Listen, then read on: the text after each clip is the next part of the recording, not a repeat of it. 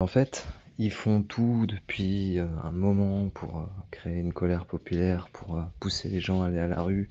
Le discours de Macron, en plein début juillet, c'était justement dans ce but-là, qu'il y ait un maximum de monde qui aille dans la rue. Moi, je pense qu'ils vont faire en sorte que tout le mois de juillet, août, il se passera rien de grave dans les manifs. Ça va être cool, il y aura pas de débordements, et cetera. Histoire que le mouvement monte bien et qu'il y ait vraiment beaucoup de monde dans la rue.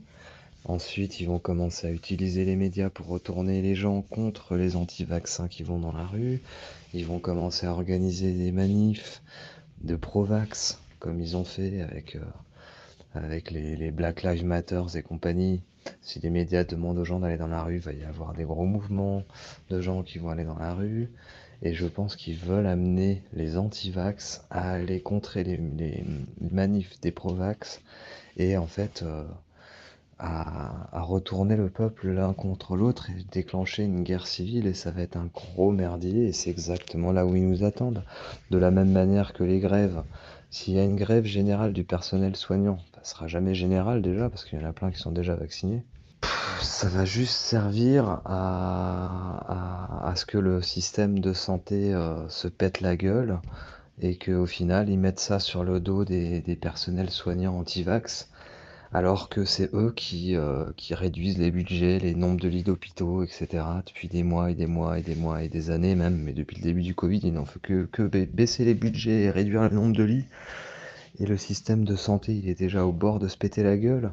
S'il y a 10%, ne serait-ce que 10% du personnel de santé qui fait grève, mais il n'y a plus de système de santé en France, tout se pète la gueule, il va y avoir des morts et tout, et le gouvernement, il va faire passer tout ça sur le dos des antivax, et ça va aller encore dans ce sens-là, ça va être récupéré par les médias, et tout ça, c'est un truc qu'ils sont en train de préparer depuis bien longtemps.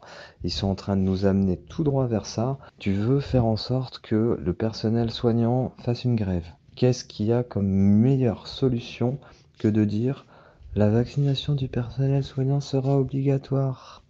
Mais c'est juste logique, il faut essayer de prendre un peu de recul sur tout ça. Pourquoi dire toutes ces mesures dans un discours un 12 juillet? À part envoyer toute la France dans la rue. Mais tout ça, c'est voulu. Pourquoi Attali, il a dit en 2016, il y aura une révolution en France avant 2022? Enfin, pourquoi Hold Up? Ils en ont parlé autant dans les médias. Pourquoi ils ont parlé que de ça?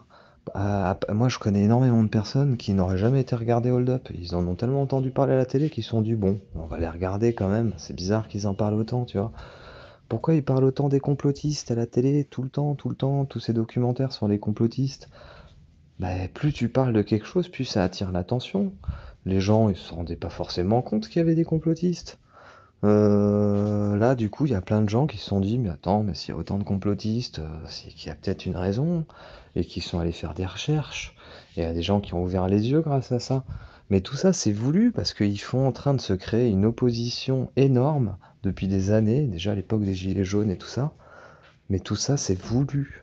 Parce qu'ils veulent déclencher une putain de guerre civile. Parce que l'étape suivante, ça va être quoi? La répression, l'état policier, la loi martiale. Ils vont tout boucler, ça va être comme en Chine. Et là, ils vont pouvoir appliquer toute la suite de leur plan. Mais ils ont besoin de ça pour pouvoir passer à l'étape suivante. Et j'ai l'impression d'être le seul à voir ça. Je pense pas me tromper, franchement, c'est tellement gros. C'est tellement gros, je suis pas.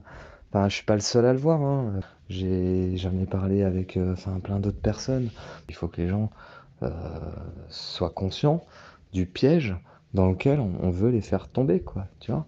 Parce qu'il y a énormément de gens qui veulent aller dans la rue parce que ils considèrent que aller dans la rue, c'est agir.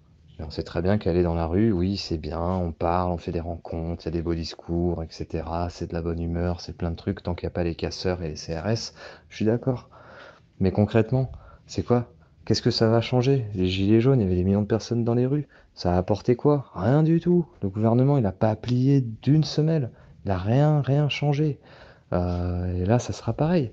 Et les gens, ils vont dans la rue, ils ont l'impression d'agir, ils ont l'impression de faire quelque chose. Mais au final, vu que ça change rien derrière, bah, à part avoir passé un bon moment, et voilà, ça apporte quoi? Mais pourquoi on n'essaye pas d'amener plutôt les gens vers des actions concrètes, des actions qui peuvent avoir un impact? C'est là qu'on peut être puissant, mais pour arriver à ça, il faudrait qu'on soit unis. T'as tous les gens qui sont anti-pass sanitaire. Pourquoi ils sont anti-pass sanitaire? Pour la plupart, parce qu'ils écoutent la presse alternative, ils nous écoutent nous, ils écoutent tous les lanceurs d'alerte depuis des mois et des mois.